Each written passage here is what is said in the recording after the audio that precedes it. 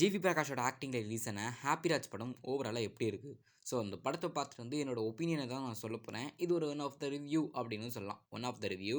So actually படம் எப்படி இருந்துச்சு அப்படின்னு சொல்கிறேன். படத்தோட ஃபஸ்ட் ஹாஃப் கொஞ்சம் ஸ்லோவாக தான் போகுது. ஸோ காமெடி எப்படின்ட்டு இருந்தாலுமே பெருசாக ஒர்க் அவுட் ஆகலை. நான் பார்க்கும்போது தேட்டரில் யாருமே ஃபஸ்ட் ஹாஃபில் சிரிக்கவே இல்லை. பட் அப்படியே செகண்ட் ஹாஃப் எடுத்துக்கிட்டோம் அப்படிங்கும்போது சில விஷயங்கள் நல்லா இருந்துச்சு. அந்த பர்த்டே பார்ட்டி சீன்லாம் ரொம்பவே சூப்பராக இருந்துச்சு. ஆனால் செகண்ட் ஹாஃப் ரொம்பவே எமோஷ்னலாக கொண்டு போய் ஆடியன்ஸ்க்கு ஒரு பிடிக்கிற விஷயமா கொண்டு வந்தாங்க.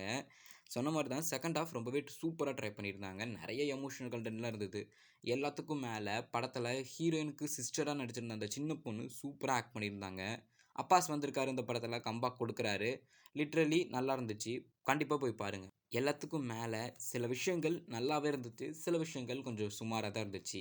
சாங்ஸும் இருக்கட்டும், பிஜிஎம்மும் இருக்கட்டும், ரொம்ப நல்லா இருக்குது. இந்த படத்தை ஃபேமிலியோ ஃப்ரெண்ட்ஸோ பார்க்கறதுக்கு பதில் உங்கள் அப்பா கூட போய் பார்த்தீங்கன்னா இது உங்களுக்கு பெஸ்ட்டாக இருக்கும். இந்த வருஷத்துக்கு கண்டிப்பாக பாருங்கள், மிஸ் பண்ணாதீங்க.